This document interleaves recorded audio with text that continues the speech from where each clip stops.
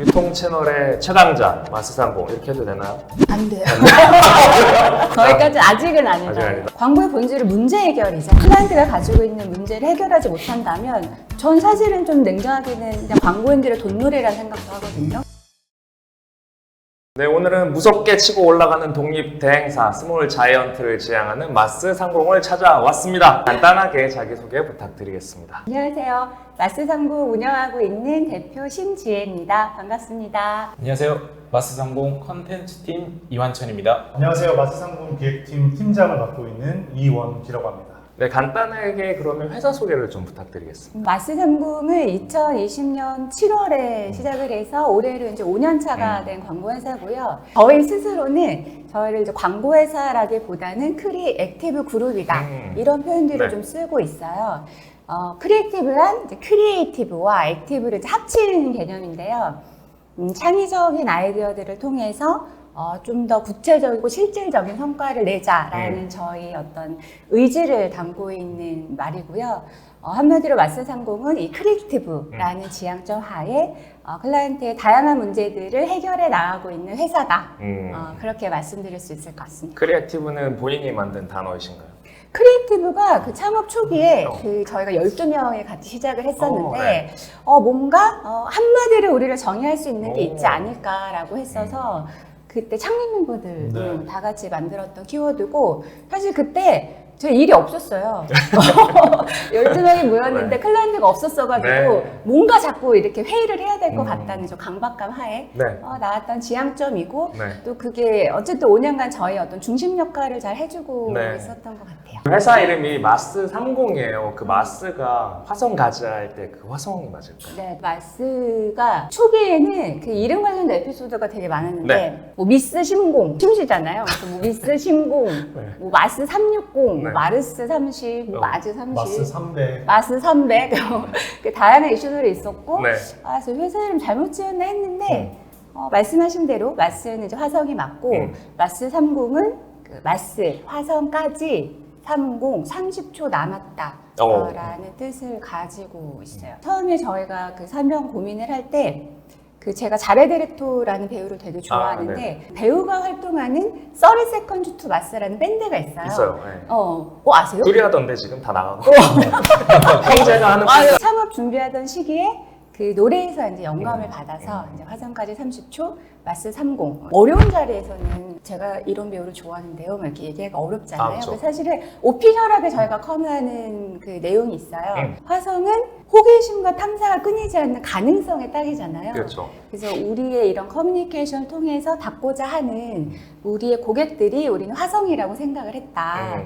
그래서 그 화성, 고객에게 닿기 직전에 어떤 설렘을 이 사명에 담고자 했다. 썰을 풀고 있습니다. 근데 마스 상공이 되게 인상 깊었어요. 마스 상공에 대한 의미가 약간 궁금해지기도 하면서 오히려 더 찾아보고 또 다른 또 광고주분들 연락해보면 되게 좋은 인상을 가지고 있더라고요. 그 임팩트 있는 이름이라는 생각이 계속 드는데 잠깐 든 생각은 또 일론 머스크랑 이어져 있잖아요. 일론 머스크한테 한번 메일 써가지고 그거 한국 아세요? 광고 만들고 싶어요. 마스상공닷컴 소유주가 일론 머스크. 아 진짜요? This is 지혜심.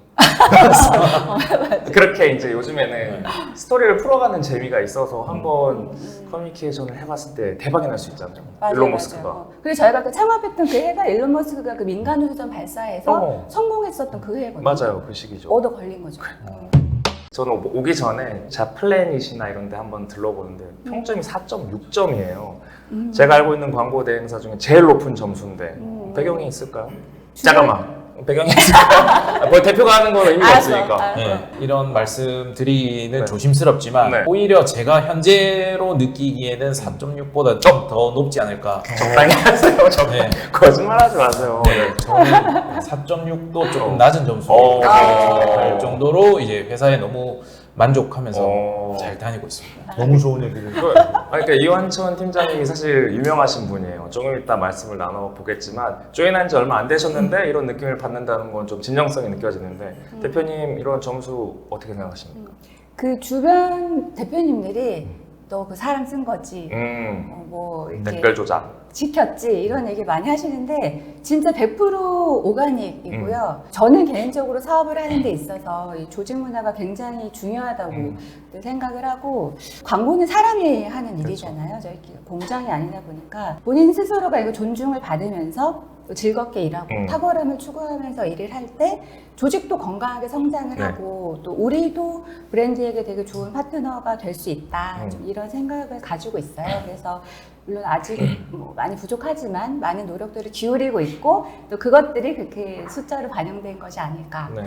라고 저는 생각합니다. 마스 상공 유튜브 채널을 또 가봤어요. 거의 유튜브 채널 컨텐츠 대부분이 대표님 얼굴로 도배가 돼 있다는데 대표님이 엄청 이렇게 끌고 가는 약간 원피스의 루피 같은 존재라고 생각이 들어요. 내 동료가 되라 이런 느낌인데 창업 초기에 어떤 광고인이었는지 개인적인 좀 스토리가 듣고 싶습니다. 저는 원래는 영화 쪽 일을 네. 하고 싶었었어요. 영화 시나리오를 쓰면서 그 미국 프로덕션에서 일을 하기도 했었고 네. 그러다가 이제 우연찮은 기회에 광고 쪽으로 전향을 해서 일을 시작하게 됐는데 너무 재밌는 거예요. 재밌죠. 또 그러다 보니까 이제 20년 가깝게 이 일을 이제 하게 됐었고 또 초기에는 제가 막 대리, 차장 이런 시절에 이제 출산을 하고 두 네. 아들을 낳아서 육아를 하면서 이 육아와 광고 일을 병행을 하는 게 사실 너무 어렵죠. 힘들더라고요. 네. 그리고 또 이제 그때 당시에는 이 워킹맘에 대한 선입견이 굉장히 있을 때여가지고 더 악에 받쳤던 것 같아요. 내가 이런 선입견을 뛰어넘어서 진짜 보여줄 거야 라는 좀 받쳐있던 시기가 있었고 또 그러다 보니까 아무래도 광고 일이라는 게 경쟁 PT라는 프로세스에서 인정을 받기가 쉽잖아요. 네. 그래서 그때 당시에는 이제 경쟁 PT에 굉장히 꽂혀있던 그렇죠. 그런 시기가 있었어요. 경쟁 PT가 약간 하나의 게임 같다라는 생각을 많이 했었거든요. 선순 광고인이라는 느낌. 저는 PT 있으면 막 잠을 못 잘 정도로 압박을 받는데 게임이라는 그렇죠. 생각을 근데 아주 대단한 분. 대단하죠. 그래서 유튜브 본인 얼굴로 다 도배해놓은 상태인데. 근데 이게 관점을 바꾸면 약간 하나의 같은 과제를 미션을 네. 같은 기간 내에 이 수많은 플레이어들을 초대를 해서 각자의 해법을 가지고 주어진 시간 네. 안에 피칭을 하고 그 성공과 실패가 분명한 승자는 한 명. 그렇죠. 그 구조 자체가 저는 사실 되게 매력 있다고 생각을 했었고 그러니까 물론 이 광고업계의 어떤 전반에 걸쳐져 있는 좀 불공정하고 좀 부당한 PT 문화는 개선이 돼야 된다고 저도 늘 목소리를 내고 있지만 그냥 그 하나의 프로세스만 놓고 봤을 때는 특히 저희 같이 이제 인지도가 아직은 없는 작은 회사의 입장에서는 되게 간절한 기회이기도 하고 또 광고인들의 입장에서도 또 굉장히 밀도 있게 압축 성장을 하면서 J커브를 그리며 성장할 수 있는 큰 기회거든요. 그렇죠. 그런 측면에서 저는 여전히 되게 매력 있는 일이라고. 사실 비딩이라는 과정 자체가 도파민이 폭발하는 그쵸. 그런 과정이잖아요. 진짜 1, 2주 거의 밤새다시피 준비해서 PT하고 그 결과를 기다리는 순간에 제가 잘 알고 있는데 최근에는 뭐 국내 탑 대행사들도 꺾고 있다는 소문을 듣고 있어서 현재까지도 그런 PT를 즐기는 문화가 또 승리로 이어지고 있는 게 아닌가 싶어요. 빌딩도 아예 세웠잖아 이거 지금. 깜짝 놀랐어요. 금사라기 땅에 검색해보면 빌딩 이름이 마스 30 빌딩이에요. 이직을 하시고 하는데 좀 금전적인 안정성이 좀 느껴지셨나요? 계속 루피, 원피스의 루피 말씀해 주셨잖아요. 저는 딱 이제 첫 인상도 되게 루피 같은 느낌으로 저한테 이제 너 내 동료가 되라 손을 내밀어 주시고 저도 만나기 전에 검색을 해봤죠. 맞아요. 근데 빌딩이 있어요. 어마어마한 거잖아요. 근데 그리고 5층짜리야. 그렇죠. 다 통을 다 쓰시는 거. 맞아요. 주차장도 있고 산에 카페도 있고. 그래서 너 내 동료가 되라고 말 끝나기 전에 이제 손을 잡았고. 끝나기 전에. 네. 평소에도 이제 되게 루피 같은 느낌의 유쾌하시고 승부사 기질 있고 모험 좋아하고 그렇네요. 그런 게 되게 비슷하신 것 같아요. 저희는 동료들에게도 굉장히 많이 하는 얘기이긴 한데 세 가지 핵심 가치가 있어요. 핵심 가치 뭐죠? 핵심가치요? 네. 그 당연히 알고 계세요? 팀장이라면 당연히 팀장님이시니까. 시간 빼지 마. 첫 번째 단어도 안 나오고. 잠깐 리액션. 세 가지. 탁월함, 즐거움, 존중. 맞습니까? 맞습니다. 네. 맞습니다. 그래서 탁질존 탁질존. 이라고 외우거나 탁질존. 좀 더 쉽게 하려면 질존 탁 이렇게 질존. 외우거든요. 그만하세요. 빨리 얘기해주세요. 네. 그러니까 탁월함이라는 것은 저희가 그 완벽함을 뜻하는 것은 절대 아니고 네. 지금보다 조금 더 나은 퍼포먼스, 좀 더 나은 애티튜드를 갖출 수 있도록 노력하자라는 좀 이렇게 지향점의 개념이고요. 네. 즐거움은 사실 뭐 억지로 웃어라 뭐 이런 건 절대 아니고 일이라는 게 본인의 삶에서 많은 부분을 차지하잖아요. 일이 즐거워야 삶이 즐거울 수 있으니까 그렇죠. 당신만의 즐겁게 일하는 방법을 찾아라 라는 좀 그 과정, 태도에 가까운 네. 이야기고요. 존중은 사실 되게 명확해요. 존중은 완전한 마지노선. 내가 아무리 탁월하고 아무리 즐겁게 일해도 네. 같이 일하는 동료나 파트너를 존중하지 않는다? 네. 그러면 사실 저희는 같이 갈 수 없다. 그 세 가지 가치를 중심으로 구성원들에게도 늘 이야기하고 있고 또 네. 새로 모시는 분들도 네. 이 세 가지 가치를 가지고 이제 인재상을 좀 설명을 드리고 있기는 하죠. 딱 보니까 즐거운 문화 속에서 일하는 게 느껴져요. 이런 즐거운 문화가 어떤 캠페인이나 프로젝트에 반영된 사례가 혹시 있을까요? 현대 면세점 경쟁 PT 할 때 저희 그 회사에 빵이랑 커피를 굉장히 좋아하는 사람들이 많습니다. 말씀드리기 좀 조심스럽긴 하지만 사내 카페가 생기기 전까지 네. 법인카드에 굉장히 많은 지출 내역들이 빵. 카페나 빵 그런 식으로 채워진 적이 있었는데 네. 그래서 평소처럼 이제 아이데이션을 하려고 핫플레이스에서 리프레시를 하면서 회의를 하고 있는데 가만 보니까 그 젊은 친구들이 줄을 서서 빵을 사가더라고요. 막 웨이팅도 하고 그쵸. 번호표를 네. 받아가면서 하는 것들을 보면 이런 빵집이랑 콜라보를 하면 MZ세대들이 반응하겠다라고 이제 생각을 했고요. 그래서 실제로 MZ들이 선호하는 되게 다양한 디저트 브랜드들과의 콜라보를 구성을 해서 이런 멤버십 아이디어를 광고주께 제안을 드렸고요. 네네. 그게 경쟁 PT에서 굉장히 높은 평가를 받고 실제로 실행까지 이어진 굉장히 좋은 경험을 할 수 있었습니다. 그래서 이게 회의를 하면서도 그 문화를 캐치할 수 있는 환경이 조성되었던 거고 그게 아이디어로 발현이 된 거네요, 실제로. 그때 테디베르라는 이제 브랜드 네. 콜라보레이션을 했고요. 가방 모양으로 크로와상을 가방 모양으로 만들었어요. 그때 엄청 큰 크로와상으로. 그래서 그것들이 이제 사람들에게 굉장히 회자가 됐고 네.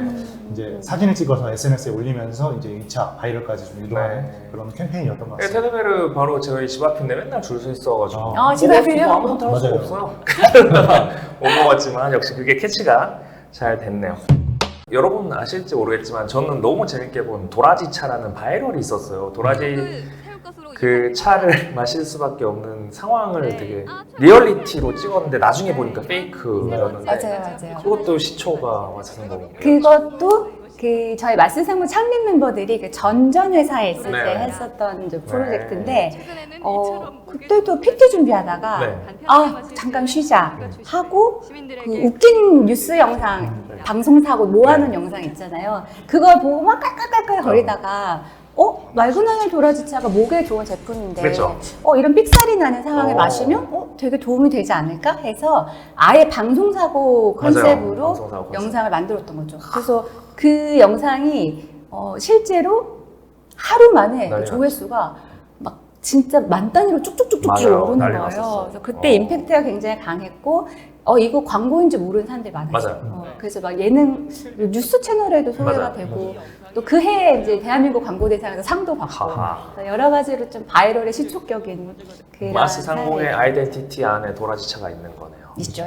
당시에 이제 페이크 뉴스 형태로 인기를 얻었고 그걸 본 광고주분들이 페이크 다큐 한번 해보고 싶다, 페이크 뭐 맞아요. 해보고 싶다 이런 식으로 다 굉장히 페이크. 이어졌었던 즐거운 얘기만 했지만 사실 광고업계에서는 피할 수 없는 비딩에 떨어지는 경우도 있고 아이디어가 잘 안 나올 수도 있고 이런 경우가 많은데 그 좌절에 대해서 실패에 대해서는 어떻게 관리를 하고 계신지도 궁금해요.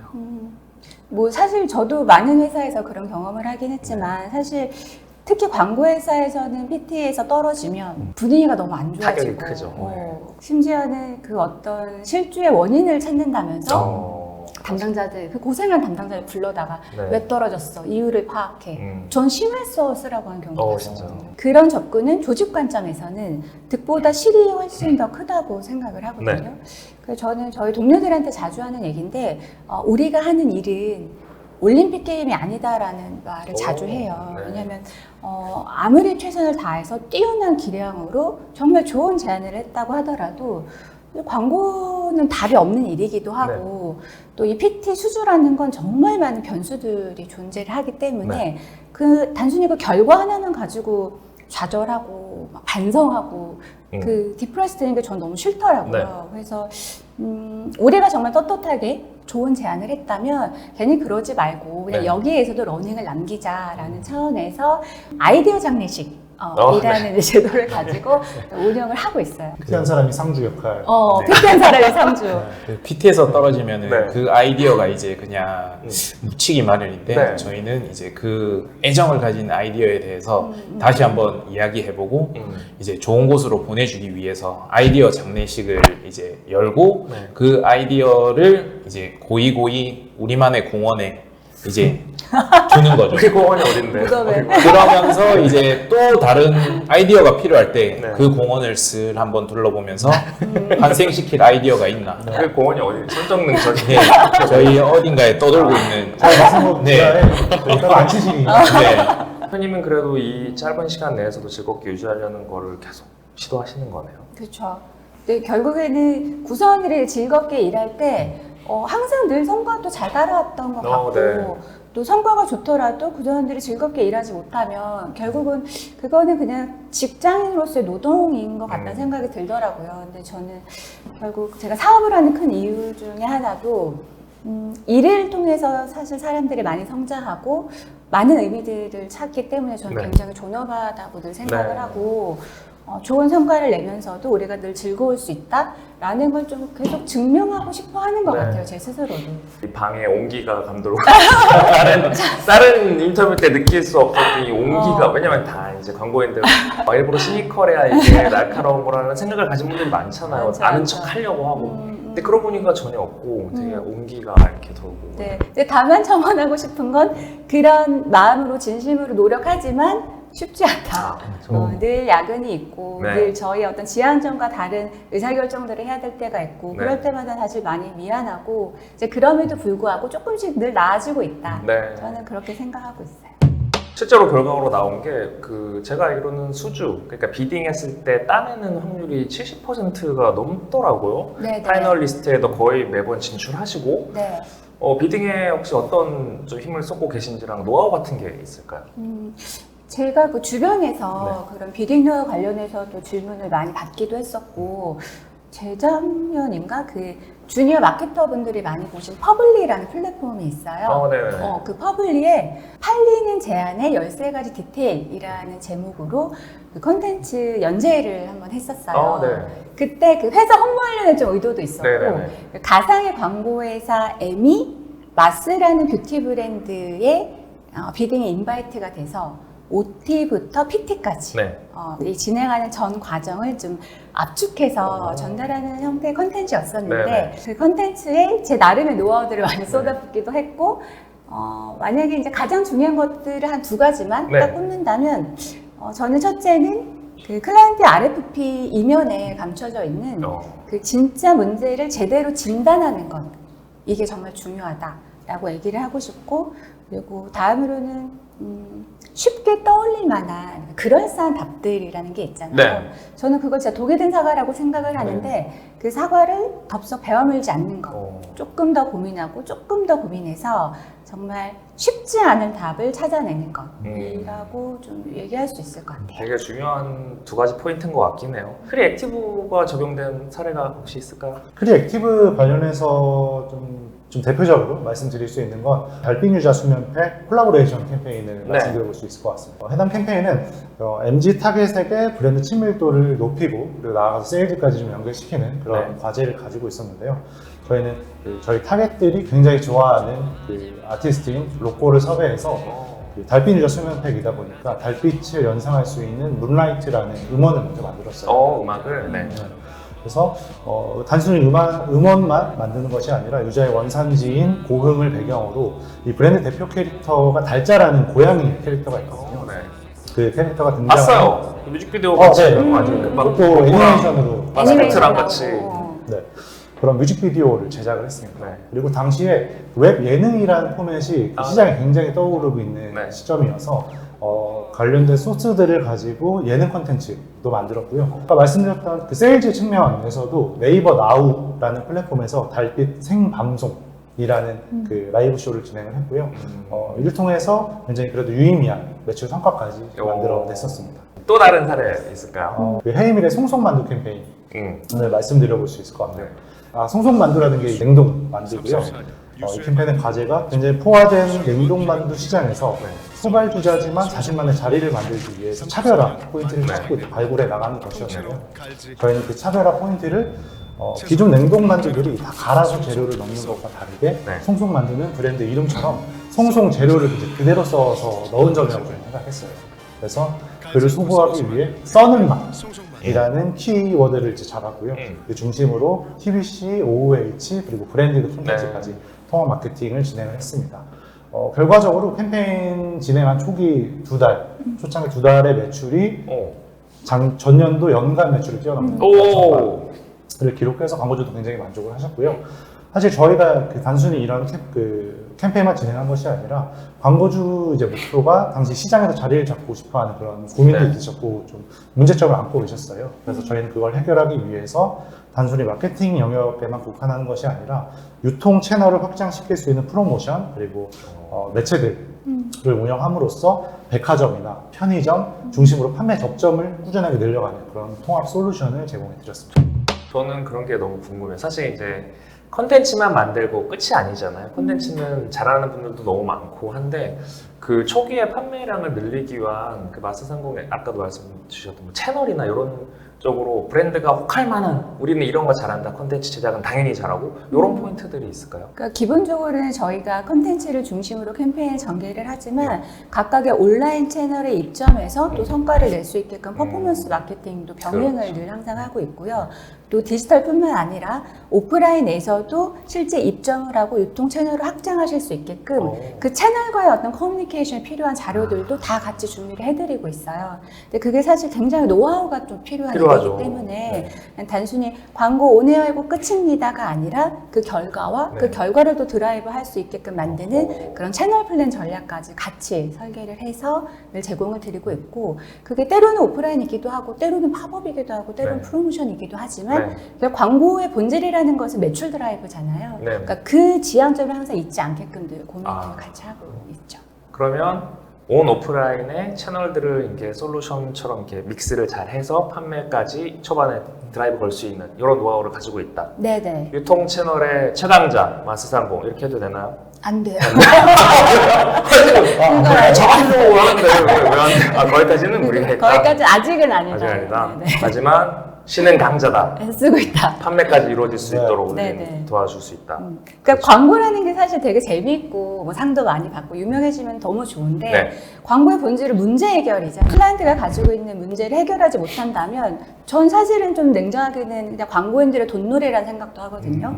거기에서 벗어나지 않게끔 늘 많은 노력을 기울이고 있고 그게 실제로 회원가입이든 뭐 매출 드라이브든 어떤 형태로든 KPI를 가지고 증명할 수 있으려고 많이 노력을 하고 있죠.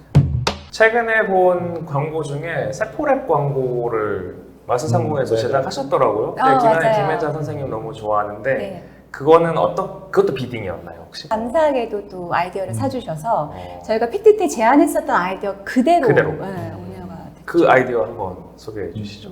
사실 이 과제 자체가 좀 시작부터 좀 특이한데 광고주의 미션 자체가 화장품 같지 않은 광고를 만들고 싶다 하셨었어요.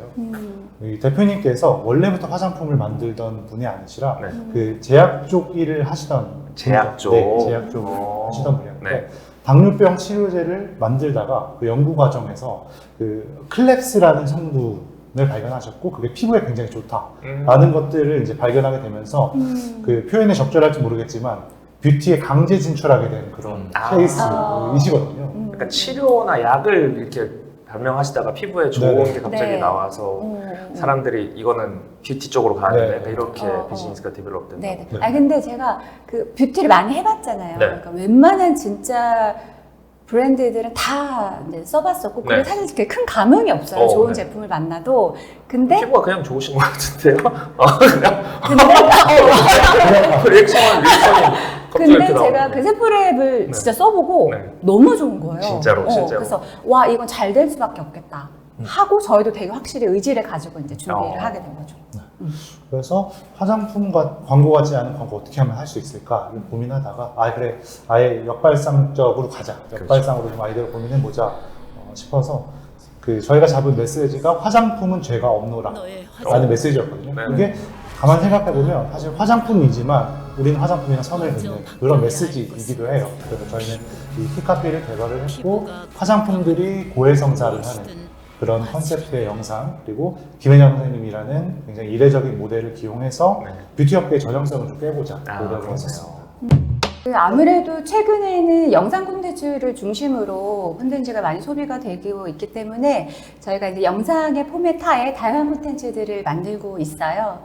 앞서서 설명드렸던 뭐 헤이밀이나 세포랩처럼 이 커머셜의 성격의 영상 콘텐츠들도 물론 꾸준히 하고 있지만 그 밖에도 브랜디드 콘텐츠나 예능이나 뭐 바이럴 영상, 인플루언서 영상 같은 좀 다양한 네. 콘텐츠 마케팅을 진행을 하고 있고요. 그 중에 대표적으로는 이제 올리브영 캠페인을 설명드릴 수 있을 것 같은데요.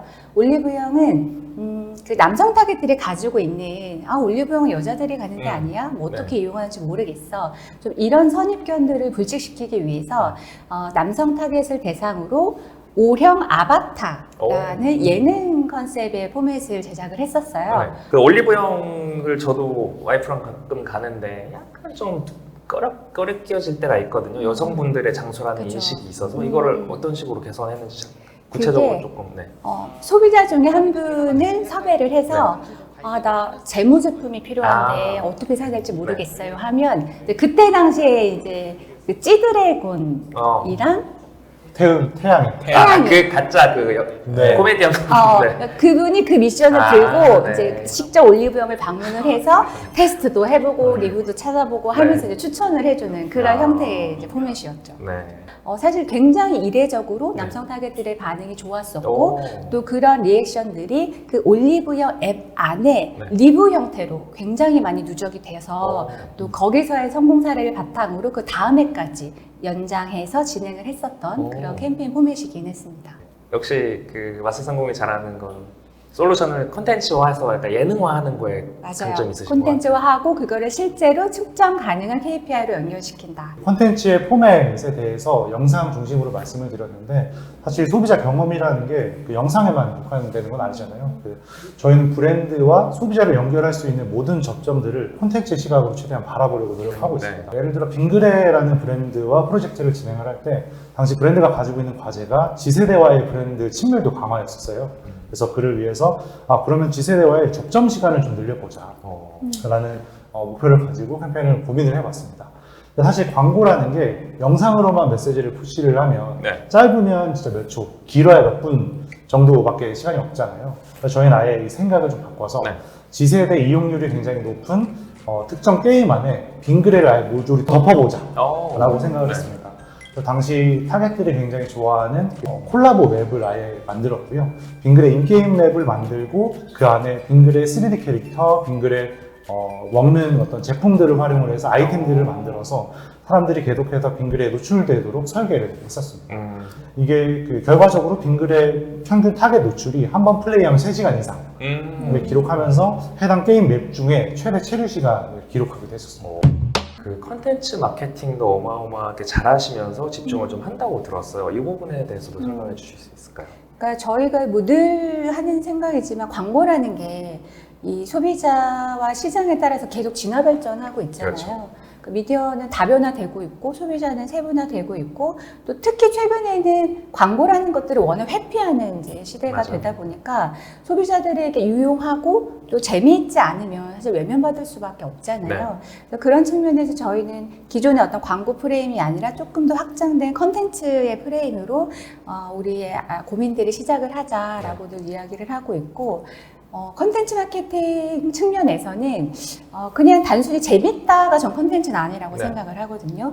도움이 되고 재미있으면서도 궁극적으로 브랜드의 문제를 해결할 수 있는 그런 컨텐츠를 만드는 것이 굉장히 필요하다고 생각을 하고 있고요.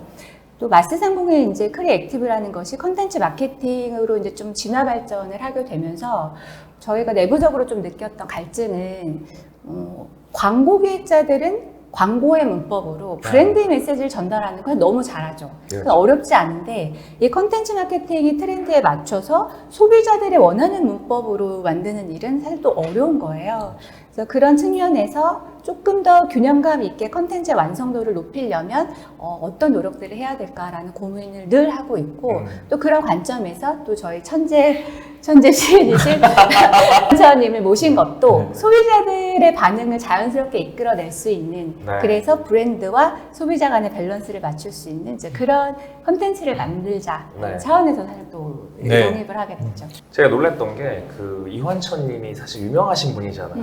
문학 살롱이나 인스타도 운영하고 계시고 마스상공에 영입되어 있는 사실을 모르고 이제 사전 인터뷰로 왔다가 자리에 앉아 계신 거 보고 너무 놀랐어요. 제가 팬이기도 하고 특히 최근에 럭키비키라는 시로 또 엄청 이슈와 커뮤니티에서 난리가 났었는데 럭키비키 한번 육성으로 들을 수 있을까요? 제가 한번 낭독을 할 건데 이거는 이제 너무 시적으로 이게 조용조용하게 낭독하기보다는 조금 감정을 담아야 되는 시라서 감정을 담아서 제가 너무 격해지면 좀 옆에서 럭키란 게 나만 보면 씨발 자꾸 비키잖아.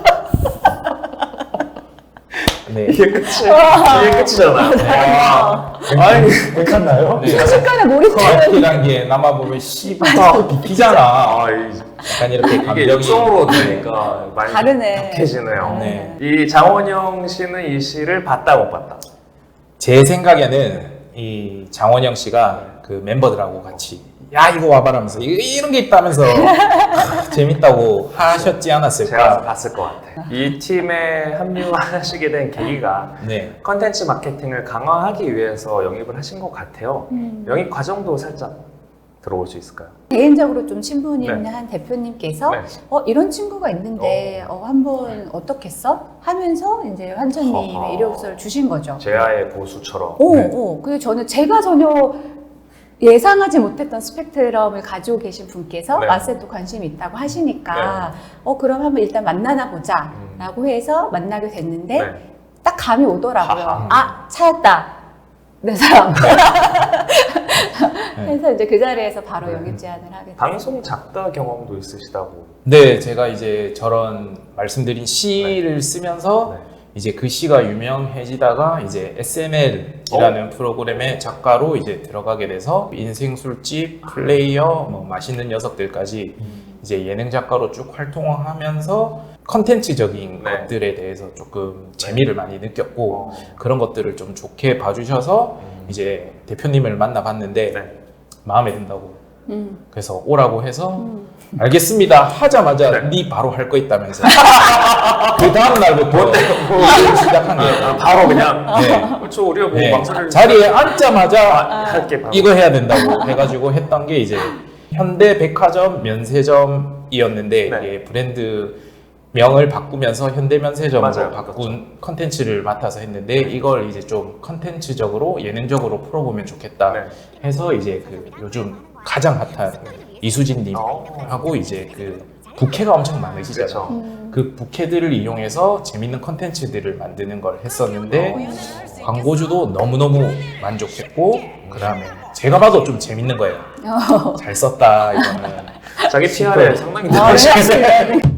성대모사 뭐 하시는 거 있어요? 제가 말이 조금 이제 느리고 기반이 경상도 베이스다 보니까 노무현 대통령 목소리랑 정치 성향과는 좀 말할 때마다 다들 비슷하다고 해주시는 거예요. 어떻게 이렇게 그래서 저도 이제 그래서 그게 이제 되게 대표님도 되게 비슷하다 그래서 그거 여기 왈도 채널 나가가지고 해주세요. 한번 선보여라 해서 우리 젊은이들이 민주당에서 국회의원들이 당당하게 우리에 맞서서 저도 가끔 이제 강의를 하는데 항상 처음 시작하는 타이틀이 커뮤니티라는 단어로 시작을 해요. 요즘 세상에 커뮤니티에서 안 먹히면 이건 아무 의미가 없고 커뮤니티에서 오가닉하게 바이럴이 돼야지 성공할 수 있는 시대인데 그 감성을 갖고 있는 사람이 정말 극소수거든요. 근데 환초님이 딱 그 적격한 사람이 극소수 중에 극소수 비딩하고 이런 거 논외로도 또 다른 비즈니스를 영위하고 있다고 들었어요. 광고 비즈니스를 하고 있긴 하지만 좀 다른 사업적인 감각을 경험하는 게 되게 중요하다는 생각을 늘 했었고, 또 저희가 이제 마스 30 사옥을 지으면서 1층과 2층에 그 마스 머그 맞아요. 라는 그 눈 3개 달린 캐릭터를 메인으로 하고 왜 있는. 눈 3개요? 마스 30의 그 30초의 3개인가요? 괜찮은데? 맞습니다. 네. 그게 이제 그 우주, 네. 뭔가 이렇게 외계인 같은 좀 느낌을 스페이스. 살리고 싶어서 눈 2개는 사실 너무 뻔하잖아요. 그렇죠. 그래서 눈 3개를 달고 이제 마스머그라는 그 카페 브랜드를 진행을 하고 있고, 또 저희가 재작년에는 그런 컨텐츠 쪽으로 좀 더 시야를 넓혀보자는 차원에서 웹소설 시장에 좀 관심을 많이 갖게 됐었어요. 네. 그래서 웹소설에서 작가님들이 좀 마감을 관리하는 데 도움이 될 수 있는 마감 관리 앱을 만들어 보면 어떨까라고 해서 이제 토스티라는 웹소설 마감 관리 앱 서비스를 또 시작을 했고, 네. 또 거기에서도 또 많은 러닝을 얻고 네. 그렇게 좀 감각들을 넓혀가고 있는 과정이죠. 결국 이게 접점이 이어지면서 시너지를 낼 수 있는 비즈니스들인 것 같은데, 뭐 웹소설이 또 콘텐츠화 될 수 있고, 카페 브랜드에서 영감을 얻으면서 또 좋은 브랜드로 성장할 수 있고. 그렇죠. 네. 지금 하는 브랜드 말고 다른 브랜드 혹시 해보고 싶다 이런 거 있으실까요? 저는 할 수 있다면 치킨 브랜드나 주류 브랜드 좀 치킨 해보고 주류. 싶어요. 네네.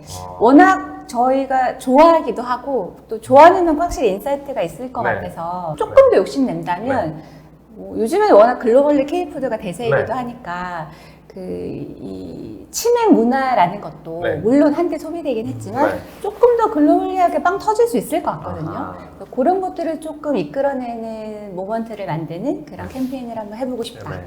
우리 일단 나를 세워서 이 브랜드 하고 싶다 하나만 찍으면 어디실까요?